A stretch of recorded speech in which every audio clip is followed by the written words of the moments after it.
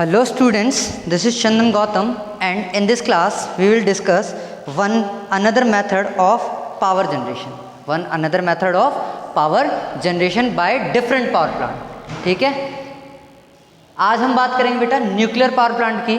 Nuclear power plant मतलब हमें nucleus के थ्रू क्या करना है, एनर्जी को प्रोड्यूस करना। अब किस तरीके से करेंगे वो देखेंगे। यहाँ पे देखिए, हमारे यहाँ पे सबसे पहले हमें यहाँ पे ये दिख रहा है, एक डायग्राम दिख रहा है, एक चैम्बर जैसा दिख रहा है। ठीक है, एक बॉक्स जैसा, एक चैम्बर जैसा हमें दिख रहा है। यहाँ पे देखो, यहाँ पे लगी हुई है कंट्रोल रोड्स। क्या लगी हुई है बेटा? कंट्रोल रोड्स लगी हुई हैं। तो देखो, हमेशा ध्यान रखना, सबसे पहली चीज़ जब हम यहाँ पे बात करें तो अगर पावर प्लांट के वर्किंग प्रिंसिपल की बात करें तो न्यूक्लियर पावर प्लांट का वर्किंग प्रिंसिपल क्या है? It uses the energy of an atom of that nucleus to convert into electrical energy. मतलब क्या करता है, न्यूक्लियस की जो एनर्जी होगी, ठीक है, न्यूक्लियर रिएक्शन जो होगी उसकी जो एनर्जी होगी उसको किसकी फॉर्म में स्टोर करता है बेटा? ये इलेक्ट्रिकल एनर्जी की फॉर्म में कन्वर्ट करता है। स्टोर नहीं करता, कन्वर्ट करता है। तो देखो यहाँ पे एक ये चैम्बर लगा हुआ है, इसमें कंट्रोल रॉड्स लगी हुई हैं। तो हमेशा ध्यान रखना बेटा, कंट्रोल रॉड्स जो होती है वो बनी हुई होती है हमारे पास में किसकी? या तो बोरोन की बनी हुई होती है। किसकी बनी हुई होती है? या फिर बनी होती है किसकी बेटा? ग्रेफाइट की। किसकी बनी होती है? बोरोन या ग्रेफाइट की। इसी को हम मॉडरेटर भी बोल देते हैं। मॉडरेटर मतलब जो उस रिएक्शन को क्या करेगा, कंट्रोल करेगा। क्योंकि बेटा जब न्यूक्लियर रिएक्शन होती है उसमें हम जो फ्यूल यूज़ करते हैं वो फ्यूल यूज़ करते हैं हम कौन सा? यूरेनियम। कौन सा यूज़ करते हैं? यूरेनियम 92-235। ये इसका एटॉमिक नंबर हो गया, इसका एटॉमिक मास हो गया। याद करो, मैंने पहले भी बताया था पहले लेक्चर्स के अंदर। तो ये कैसा होगा? चेन रिएक्शन करता है। और ये क्या होती है? बहुत हार्ड टू कंट्रोल होती है। तो इसका इक्वेशन को कंट्रोल करने के लिए हम क्या करते हैं? इस रिएक्शन को कंट्रोल करने के लिए इतना इजी नहीं होता है, इसलिए यहाँ पे मॉडरेटर की जगह क्या लगाते हैं हम? कंट्रोल रोड्स लगाते हैं। ठीक है, यहाँ पे बेटा क्या होता है, यहाँ पे हमारे पास क्या है? देखो ये टरबाइन लगा हुआ है, इसको बोलेंगे हम क्या? टरबाइन। और ये हो जाएगा हमारे पास में क्या? जनरेटर। क्या हो जाएगा बेटा? जनरेटर हो जाएगा। अब देखो यहाँ पे क्या होगा, जैसे हम वाटर को किस में कन्वर्ट करेंगे? वेपर में कन्वर्ट करेंगे। मतलब वाटर को हम क्या करेंगे? हीट अप करेंगे। वाटर को क्या करेंगे बेटा? हीट अप करेंगे। और हीट अप होने के बाद में देखो, ये जो सिलेंड्रिकल स्ट्रक्चर दे रखा है ना, ये यहाँ पे हम क्या करते हैं? उस स्टीम से प्रेशर क्रिएट करते हैं। क्या क्रिएट करते हैं? प्रेशर। प्रेशर रूम बोलते हैं इसे। क्या बोलते हैं बेटा? प्रेशर रूम बोल दिया, प्रेशर चैम्बर बोल दो। तो यार इस प्रेशर चैम्बर के अंदर हम क्या करते हैं? प्रेशर क्रिएट करेंगे। और प्रेशर की वजह से वो वाटर जो होगा हीटअप होके कहाँ जाएगा? स्टीम में कन्वर्ट होगा। और यहाँ से क्या फ्लो होगी बेटा? इसके अंदर स्टीम फ्लो होगी। इसके अंदर क्या फ्लो होगी बेटा? स्टीम फ्लो होगी। और वो स्टीम जाके उस प्रेशर को किस पे यूटिलाइज करेंगे? इस टरबाइन के ऊपर। किस पे यूटिलाइज करेंगे बेटा? टरबाइन के ऊपर। अब जैसे ही टरबाइन पे स्टीम प्रेशर लगाएगी तो टरबाइन क्या करेगा? रोटेट करना स्टार्ट करेगा। और जैसे ही टरबाइन रोटेट करना स्टार्ट करेगा तो वो किससे कनेक्टेड होगा? जनरेटर की शाफ्ट से। किससे कनेक्टेड होगा बेटा? जनरेटर की शाफ्ट से। और यहाँ जनरेटर के यहाँ पे हमें क्या मिल जाता है बेटा? आउटपुट। क्या मिलता है बेटा? आउटपुट मिलता है। और आउटपुट में क्या मिलती है हमें? Electrical energy. क्या मिलती है? इलेक्ट्रिकल एनर्जी मिलती है। बात समझ आई? अब देखो सर, यहाँ पे स्टीम आएगी तो स्टीम क्या है? थोड़े टाइम के बाद में प्रेशर क्या होता है? जैसे जैसे टेम्परेचर इंक्रीज होगा तो स्टीम क्या हो जाएगी? टेम्परेचर नॉर्मल होगा। हाई टेम्परेचर से लो टेम्परेचर आएगा तो स्टीम क्या होती जाएगी? वाटर में कन्वर्ट होना स्टार्ट होगी। तो ये जो स्टीम जो ठंडी हो जाएगी, कूलेस्ट स्टीम होगी, उसको हम क्या करते हैं? कंडेंसर के थ्रू। या क्या होता है हमारे पास में? कंडेंसर।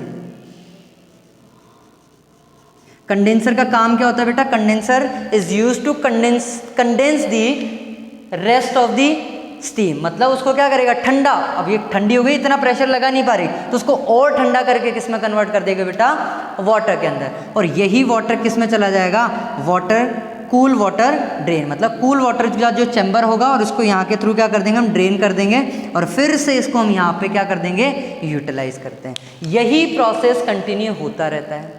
ठीक है, अब देखो यहाँ पे मैंने एक टर्म बोली थी, न्यूक्लियर फिजन रिएक्शन। कौन सी रिएक्शन बोली मैंने बेटा? Nuclear fission. मतलब जब भी न्यूक्लियर पावर प्लांट से हम एनर्जी प्रोड्यूस करते हैं तो वहाँ पे कौन सी एनर्जी यूज़ करते हैं हम?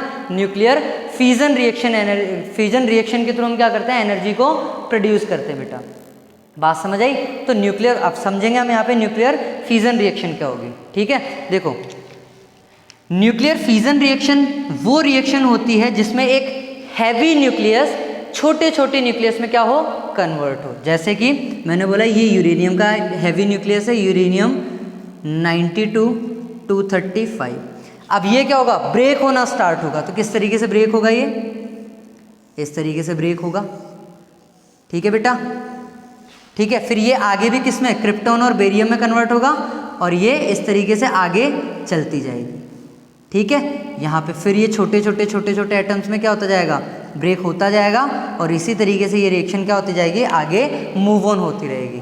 अब ये रिएक्शन क्या होती है, चेन रिएक्शन बोलते हैं, मतलब बैक टू बैक चलती जाती है और हाई अमाउंट ऑफ एनर्जी क्या करती है, प्रोड्यूस करती है। मतलब एक बहुत हाई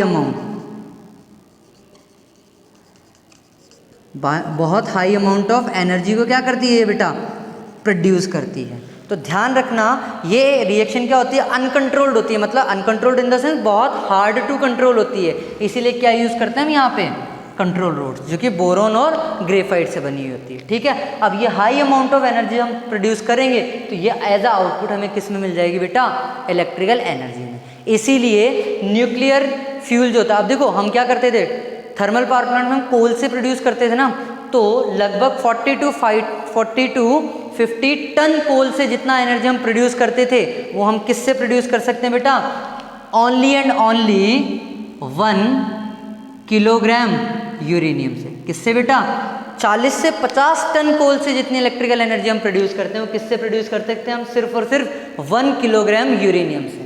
तो कितना high amount of energy produce होगी सोचो।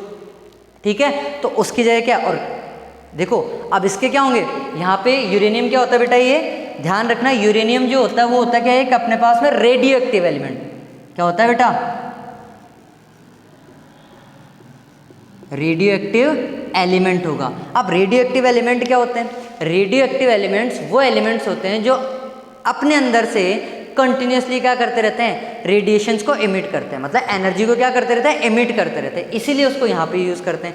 ईजी टू एक्साइट होगा, एनर्जी ऑलरेडी इमिट कर रहा है तो हम उसको थोड़ी सी और एनर्जी देंगे तो फटाफट से रिएक्शन क्या हो जाएगी बेटा, स्टार्ट हो जाएगी। बात समझ आई?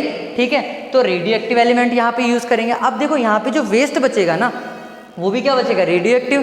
तो रेडियो एक्टिव एलिमेंट्स क्या होते हैं, हमारी ह्यूमन बॉडी के लिए क्या होते हैं, हार्मफुल होते हैं।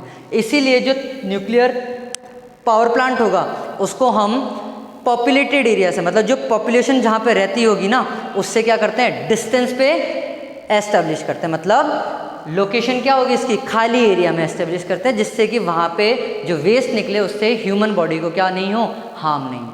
ठीक है बेटा, तो this is all about the nuclear power plant. ठीक है, आई होप समझ आया होगा। अगर कोई क्वेरी होती है तो आप मुझे पूछ सकते हैं। ठीक है बेटा, तब तक के लिए थैंक यू।